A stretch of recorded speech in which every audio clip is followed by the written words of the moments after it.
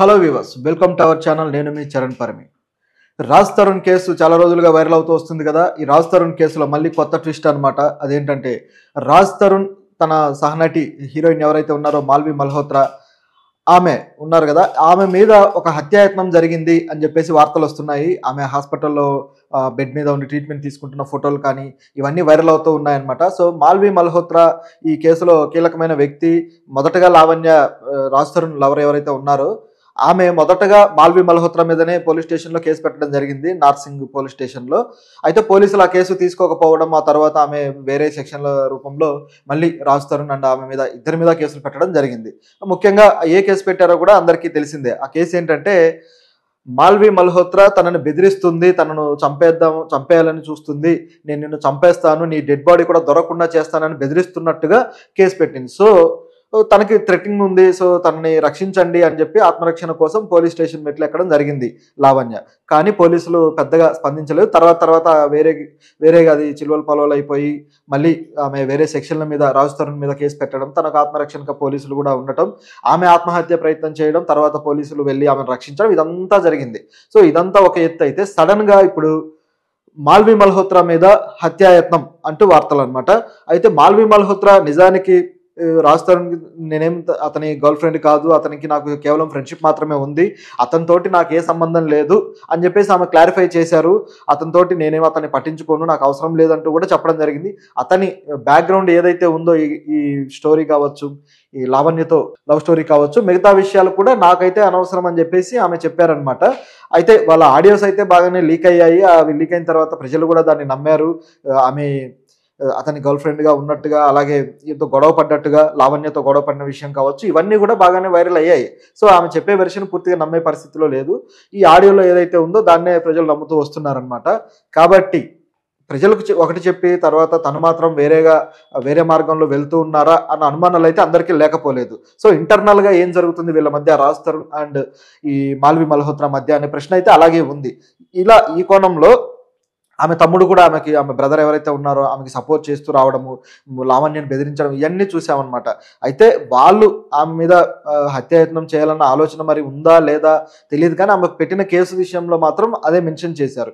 ఇప్పుడు చూస్తే సడన్ గా ఈమె మీదనే, మాల్వి మల్హోత్రా మీదనే ఒక హత్యాయత్నం జరిగినట్టుగా మనకు తెలుస్తూ ఉందన్నమాట. అయితే ఈ ప్రయత్నం ఎవరు చేశారు, ఆమెను చంపాలని ఎవరు అనుకున్నారు అని మనకు కొన్ని ప్రశ్నలు లేవనెత్తున్నాయి. ఆ ప్రశ్నలు ఏంటి, వాటికి సమాధానాలు ఏంటో మనం ఇప్పుడు చూద్దాం.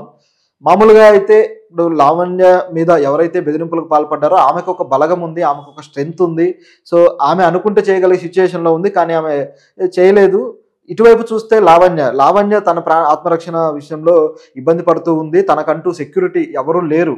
ఆమె తల్లిదండ్రులేమో ఊర్లో ఉంటారు, పైగా వాళ్ళు పెద్దవాళ్ళు వయసులో, సో సెక్యూరిటీ ఉండే పరిస్థితి కాదు. అలాగే ఇప్పుడు రాజ్ తరుణ్ ఎట్లాగో ఆమెతోటి వివాదంలో ఉన్నాడు, ఆయన దూరంగా ఉన్నాడు. సో ఏది చూసుకున్నా సరే ఆమెకంటూ ఒక బలమైన రక్షణ అనేది లేకుండా పోయింది, ఒక సిస్టమేటిక్గా. సో ఆమె హత్య ప్రయత్నం చేయించే ఆలోచన ఆమెకి ఏమన్నా ఉందా, ఒకవేళ చేయించాలనుకుంటే ఆమె దానికి ఏమన్నా ఖర్చు పెట్టి డబ్బులు తెచ్చి ఎవరినైనా మాట్లాడి చేయించే పరిస్థితి ఉందా అనే ప్రశ్నలు కూడా వస్తున్నాయి. అయితే అన్నిటికీ సమాధానాలు ఉన్నాయి, సమాధానం లేక కాదు, ప్రతి ప్రశ్నకి సమాధానం ఉంది, మనం మాట్లాడదాం. సో ఇదొక ప్రశ్న. అయితే ఇక రాజ్ తరుణ్ ఇందులో అందరికీ కీలకమైన వ్యక్తి ఈ కేసులో అతనే. కాబట్టి ఇతను ఏమైనా చేయించే అవకాశం ఉందా అంటే అది కూడా ఒక ప్రశ్న. ఎందుకంటే అతనికి ఏమాత్రం సంబంధం లేదు, అతని మీద ఎలిగేషన్ వేసిన వ్యక్తి వేరు. ఆమె ఆల్రెడీ సూసైడ్ అటెంప్ట్ చేశారు, మొత్తానికి ఎలాగో బయటపడ్డారు. ఆమె మళ్ళీ రాజ్ తరుణే నాకు కావాలని చెప్పేసి అంటున్నారు. సో ఇక్కడ క్లారిటీ, ఒకవేళ ఆయన ఏదన్నా ఆమె మీద దుర్భాషలాడిన ఆడియోస్ కూడా బయటకు వచ్చాయి, ఇవన్నీ చూసాం మనం.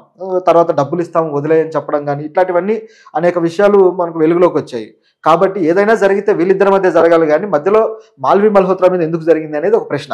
సో రాజ్ తరుణ్ కూడా ఎటువంటి ఆ విషయంలో, మాల్వి మల్హోత్రా విషయంలో ఏ యాక్షన్ తీసుకునే పొజిషన్ కాదు, అవసరం కూడా లేదు. ఆమె విషయంలో అతను ఎప్పుడు ఏ నెగిటివ్ వ్యాఖ్యలు కూడా చేయలేదు.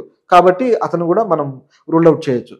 ఇక ఎవరున్నారు మాల్వి మల్హోత్రా మీద హత్యాయత్నం చేయగలిగే పరిస్థితి కానీ ఆ అవసరం కానీ ఎవరికి ఉంది అనేది ఇప్పుడు ప్రశ్న.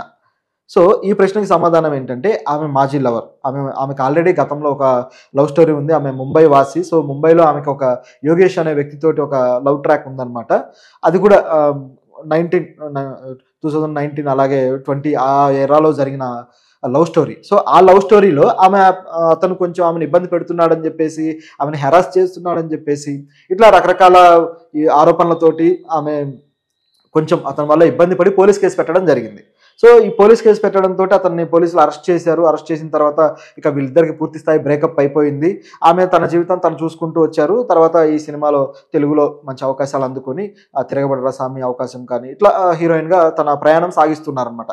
ఇలా జరుగుతూ ఉంటే ఈ హత్యాయత్నం ఏంటంటే, ఇది కూడా ఎప్పుడైతే ఆ యోగేష్ని ఆమె అరెస్ట్ చేయించారో, ఆ అరెస్ట్ చేయించిన తర్వాత ఆ అరెస్ట్ నుంచి అతను జైలు నుంచి బయటకు వచ్చిన తర్వాత తను బాగా హర్ట్ అయినట్టున్నాడు. తను ఆ కోపాన్ని అలా పెట్టుకొని ఆమె మీద ఈమెను ఏదో ఒకటి చేయాలి అని చెప్పేసి ఒక పంతాన్ని కోపాన్ని పెట్టుకున్నాడు అనమాట.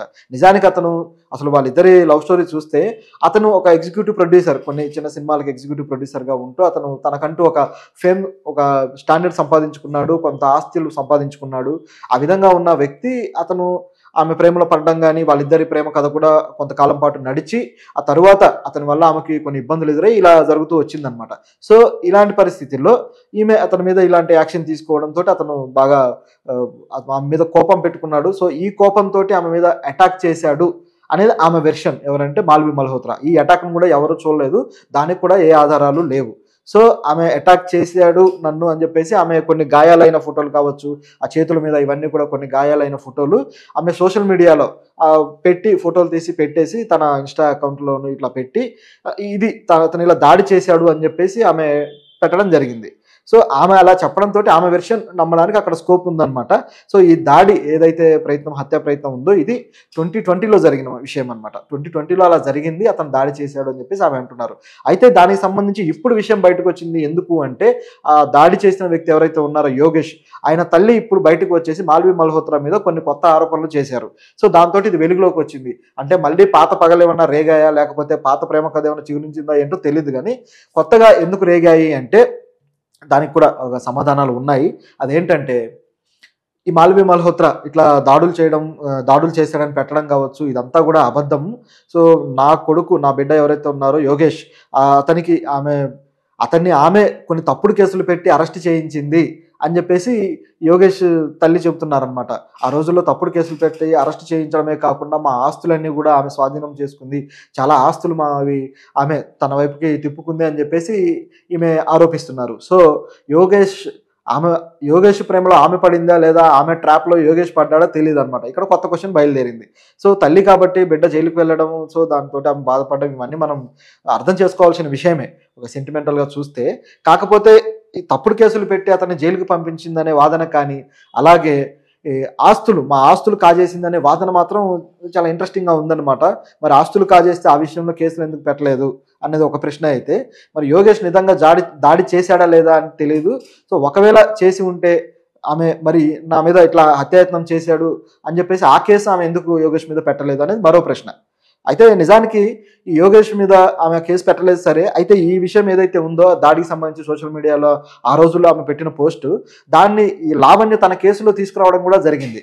తన కేసు పెట్టే విషయంలో ఈ లావణ్య, ముఖ్యంగా ఈ మాల్వి మల్హోత్రా వల్ల రాజ్ తరుణ్కి ప్రమాదం ఉంది, మాల్వి మల్హోత్రా అతన్ని ట్రాప్లోకి దించింది అని చెప్పేసి గతంలోనే లావణ్య ఆరోపించడం జరిగింది. సో ఈ ఆరోపణల తరువాత లావణ్య ఏమన్నారంటే, ఇందులో భాగంగా మాల్వి మల్హోత్రా చాలా డేంజరస్గా ఉంటారు, ఆమె ఏదైనా తలుచుకుంటే ఒక పంతంతో అవి చేసేదాకా ఊరుకోరు, ఇప్పుడు రాజ్ తరుణ్ ట్రాప్ చేసింది, సో అతను ఏం చేస్తుందో అని నాకు భయంగా ఉంది, అతను ఒకవేళ ఆమె చెప్పిన విషయాలకి తలొగ్గకపోతే వినకపోతే అతను ఏం చేస్తుందో అని నేను భయపడుతున్నాను అని చెప్పేసి ఆమె అంటున్నారనమాట. సో దీన్ని బట్టి చూస్తే మాల్వి మల్హోత్రా మనస్తత్వాన్ని ఇక్కడ ఒక విధంగా అంచనా వేయాల్సిన పరిస్థితి వస్తుందన్నమాట. అదేంటంటే తన అవసరం కోసం, తన పబ్బం కోసం ఇట్లా ఒక వ్యక్తి మీద ప్రేమనో లేదా ఇట్లా ఒక ఎఫెక్షన్నో చూపించి ఆ వ్యక్తితో పనులు గడుపుకునే తత్వం ఉన్నట్టుగా ఈమె లావణ్య ఆరోపణలు ఉన్నాయి, చూస్తే అలా కనిపిస్తుంది అనమాట. అయితే ఈ హత్యాయత్నం దాడి అనేది పాతది కాబట్టి అది పట్టించుకోవాల్సిన అవసరం లేదు. కాకపోతే యోగేష్ తల్లి చేసిన ఆరోపణలు మాత్రం కాస్త ఇంట్రెస్ట్